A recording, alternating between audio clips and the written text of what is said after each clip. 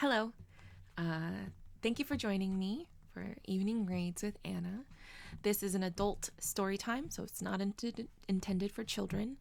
Put on by Santa Cruz Public Libraries. I work for the Santa Cruz Public Libraries. I'm by no means a professional narrator, but I do love stories, and that's what I'm here to do. Share that love with you, and hopefully you enjoy it.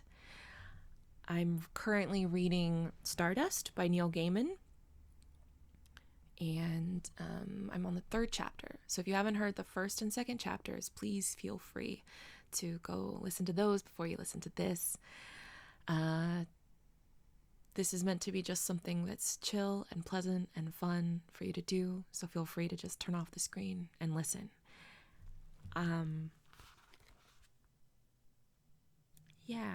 So I'm going to go ahead and get started with Chapter 3 of Stardust, and I hope you enjoy it.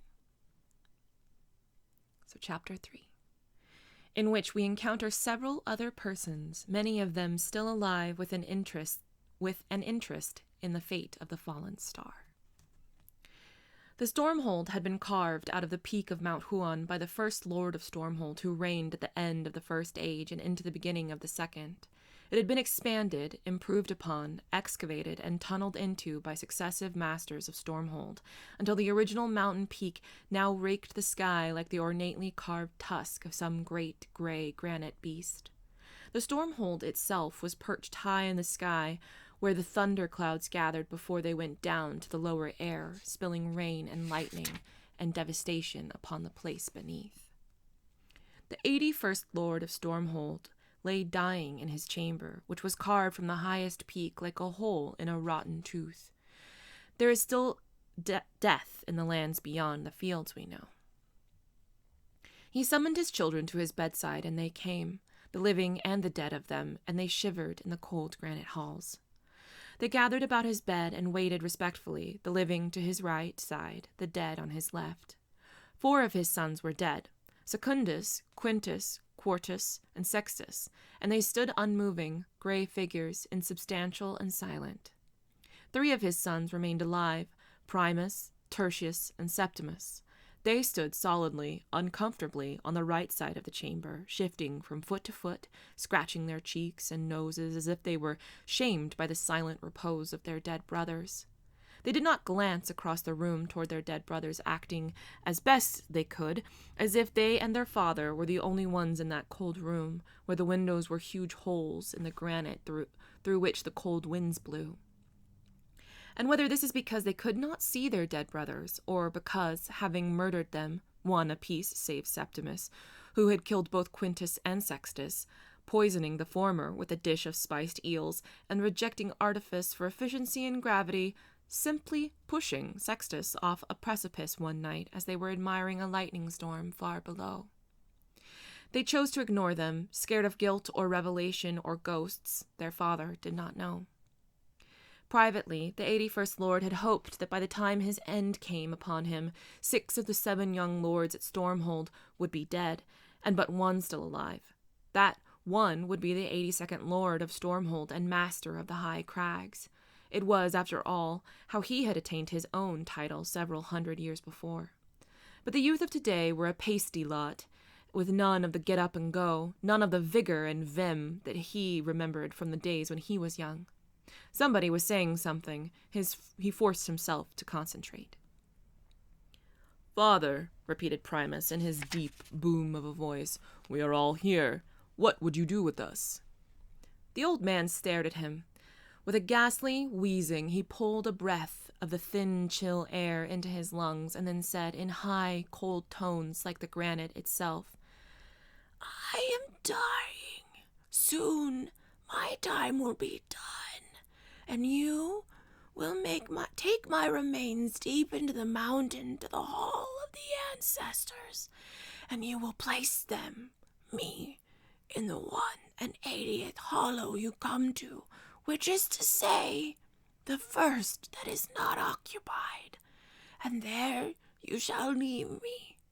If you do not do this thing, you will each be cursed, and the tower of Stormhold shall tumble and fall. His 3 living sons said nothing. A murmur ran through the 4 dead sons, though. Regret, perhaps, that their remains had been gobbled up by eagles or carried away by the fast rivers, tumbled down waterfalls and off to the sea, never to rest in the hall of ancestors. Now, the matter of succession. The Lord's voice wheezed out of him, like the wind being squeezed from a pair of rotten bellows. His loving sons raised their heads. Primus, the oldest, with white hairs in his thick brown beard, his nose aquiline, his eyes gray, looked expectant.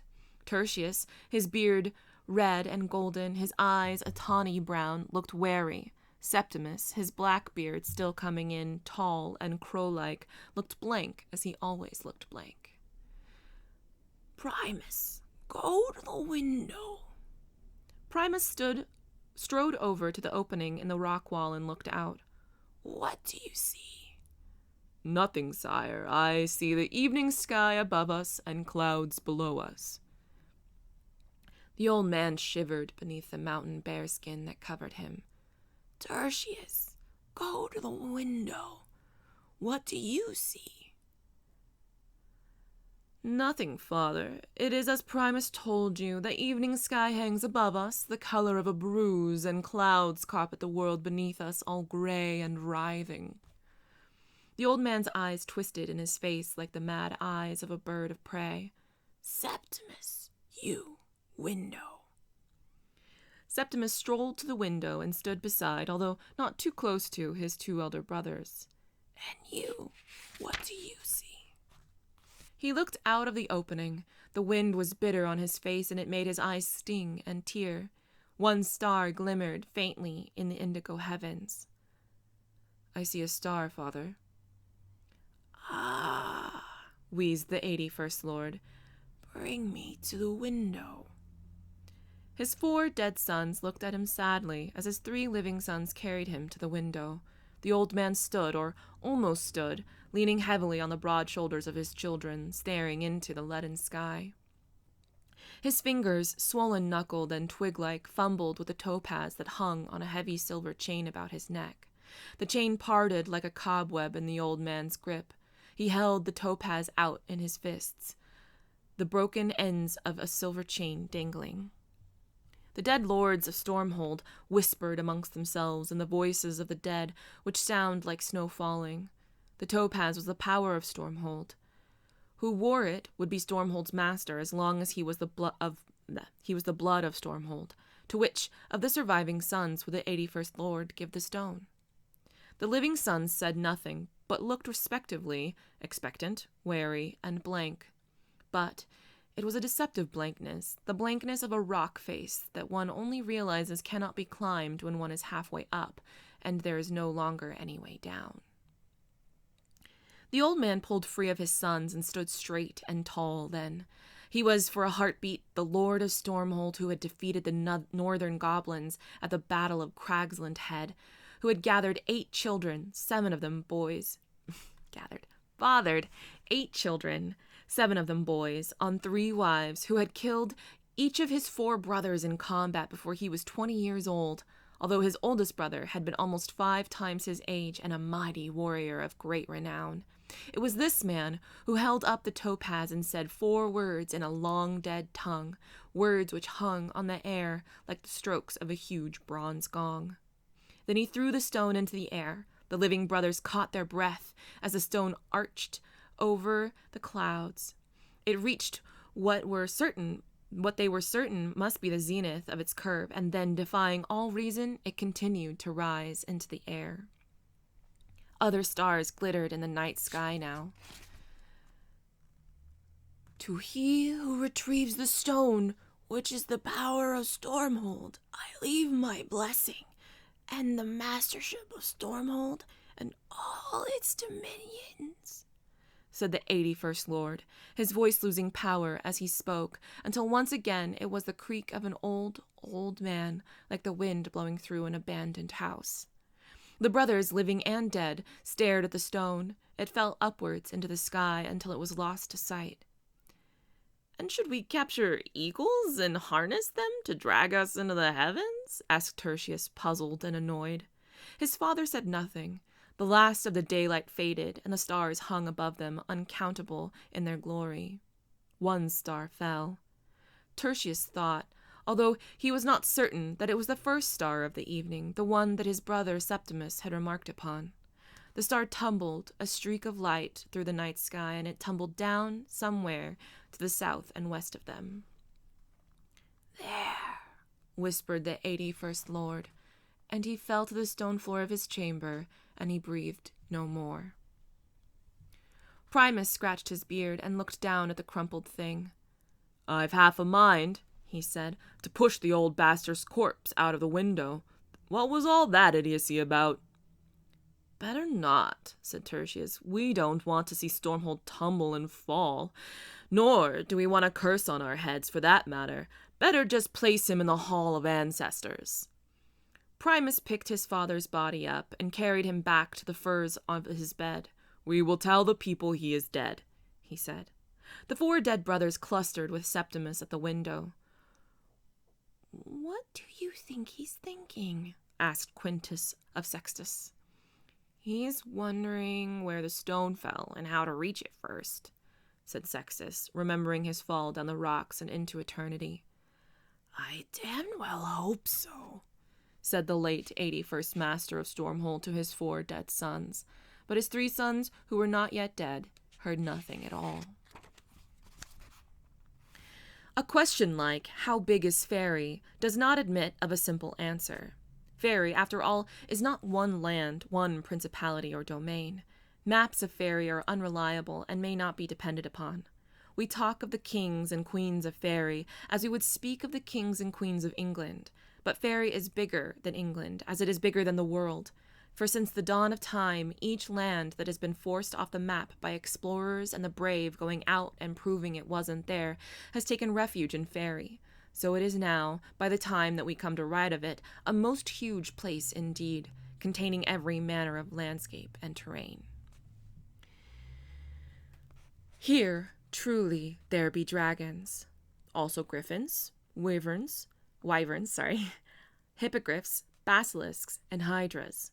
There are all manner of more familiar animals as well, cats affectionate and aloof, dogs noble and cowardly, wolves and foxes, eagles and bears.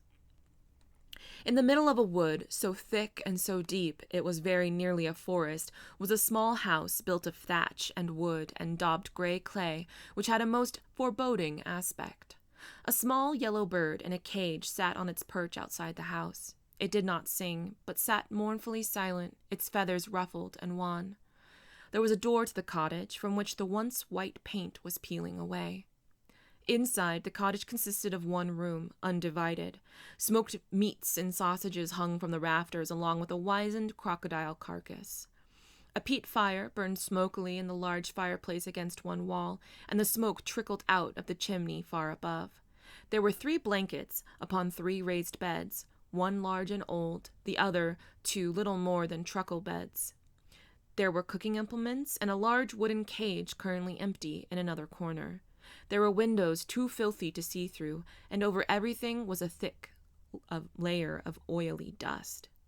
The only thing in the house that was clean was a mirror of black glass, as high as a tall man, as wide as a church door, which rested against one wall. The house belonged to 3 aged women. They took it in turns to sleep in the big bed, to make the supper, to set snares in the wood for small animals, to draw water up from the deep well behind the house. The 3 women spoke little. There were 3 other women in the little house. They were slim and dark and amused. The hall they inhabited was many times the size of the cottage. The floor was of onyx, and the pillars were of obsidian. There was a courtyard behind them, open to the sky, and stars hung in the night sky above. A fountain played in the courtyard, the water rolling and falling from a statue of a mermaid in ecstasy, her mouth wide open. Clean black water gushed from her mouth into the pool below, shimmering and shaking the stars. The 3 women and their hall were in the black mirror. The 3 old women were the Lilum, the witch queen, all alone in the woods. The three women in the mirror were also the Lilim, but whether they were the successors to the old women, or their shadow selves, or whether only the peasant cottage in the woods was real, or if somewhere the Lilim lived in a black hall with a fountain in the shape of a mermaid playing in the courtyard of stars, none knew for certain, but none but the Lilium could say. On this day, one crone came in from the woods carrying a stoat, its throat a splash of red. She placed it on the dusty chopping board and took a sharp knife. She cut it around the arms and legs and neck. Then, with one filthy hand, she pulled the skin off the creature as if pulling a child from its pajamas, and she dropped the naked thing onto the wooden chopping block. "Entrails?" she asked in a quavering voice. The smallest, oldest, most tangle-headed of the women, rocking back and forth on a rocking chair, said, "Might as well." The first old woman picked up the stoat by the head and sliced it from the neck to groin. Its innards tumbled out onto the cutting board, red and purple and plum-colored, intestines and vital organs like wet jewels on the dusty wood. The woman screeched, "Come quick! Come quick!" Then she pushed gently at the stoat guts with her knife and screeched once more. The crone in the rocking chair pulled herself to her feet. In the mirror, a dark woman stretched and rose from her divan. The last old woman, returning from the outhouse, scurried as fast as she could from the woods. "What?" she said. "What is it?" In the mirror, a third young woman rejoined the other two. Her breasts were small and high, and her eyes were dark. "Look," gestured the first old woman, pointing with her knife. Their eyes were the colorless gray of extreme age, and they squinted at the organs on the slab. "At last," said one of them, and "about time," said another. "Which of us, then, to find it?" asked the third. The three women closed their eyes, and three old hands stabbed into the stoat guts on the board. An old hand opened. "I've a kidney. I've his liver." The third hand opened. It belonged to the oldest of the Lilim. "I've his heart," she said triumphantly. "How will you travel?" "In our old chariot, drawn by what I find at the crossroads." "You'll be needing some years." The oldest one nodded. The youngest, the one who had come in from the outhouse, walked painfully, slowly, over to a high and ramshackle chest of drawers and bent over. She took a rusting iron box from the bottommost drawer and carried it over to her sisters. It was tied around with 3 pieces of gold string, each with a different knot in it. Each of the women unknotted her own piece of string, then the one who had carried the box opened the lid. Something glittered golden in the bottom of the box. "Not much left," sighed the youngest of the Lilim, who had been old when the wood they lived in was still beneath the sea. "Then it is a good thing that we've found a new one, isn't it?" said the oldest tartly, and with that she thrust a clawed hand into the box. Something golden tried to avoid her hand, but she caught it, wiggling and glimmering, opened her mouth, and popped it inside. I need some water.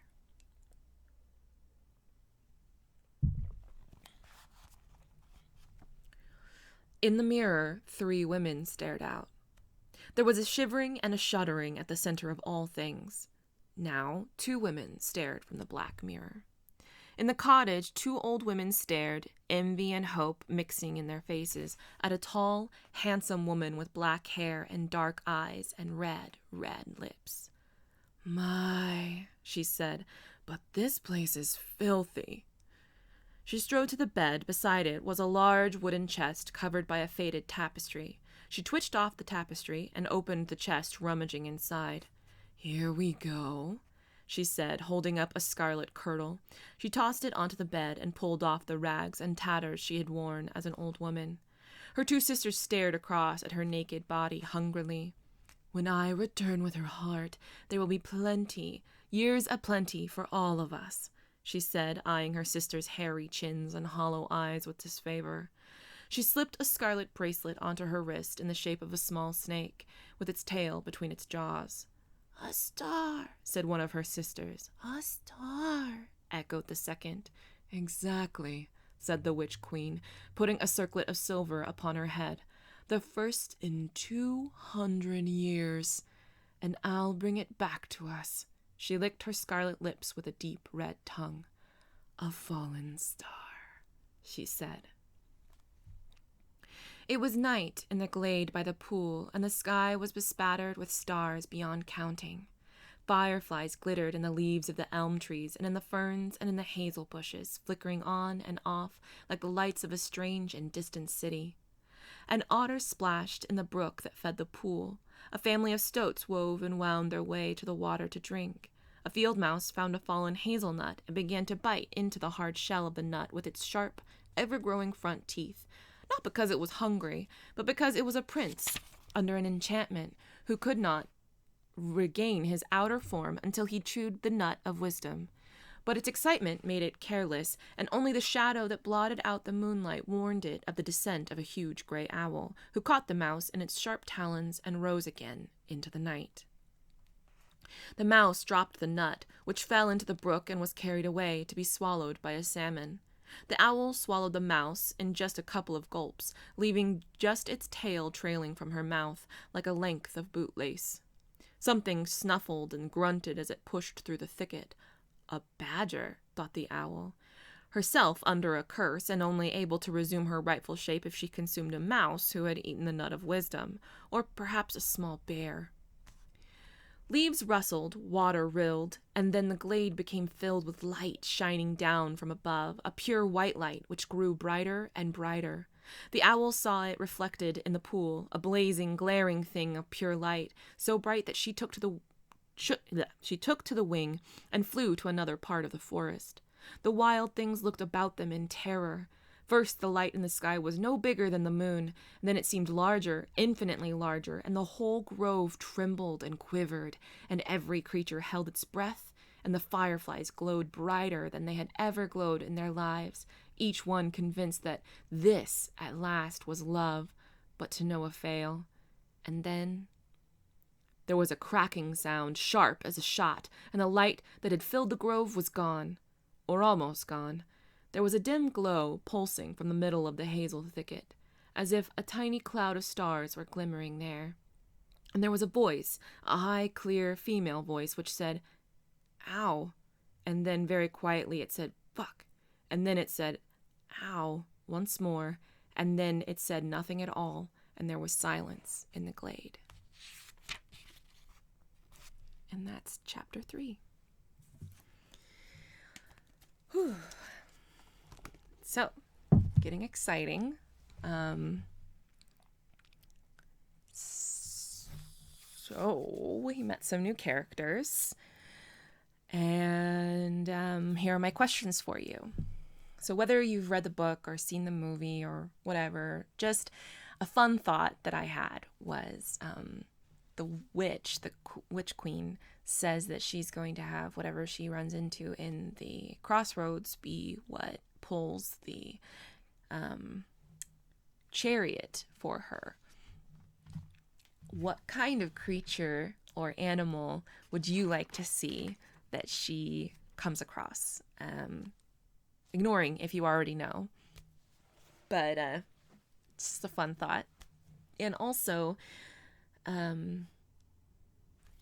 clearly, the succession for the Lord of Stronghold is going to be a point of contention in the book, and so the sons, we're going to assume, are going to keep trying to kill each other so that they can become the ones whoever can become the leader of Stronghold. So out of the 3 that are still alive, which do you think are going to make it to the end, and why? Do you think they all will? Just 1, 2? What are your thoughts? And so thank you for joining me. Next week we will be posting chapter 4 of Stardust. I hope you enjoyed this, and I look forward to doing this again next week. you all stay safe and sane out there, and we'll see each other again soon.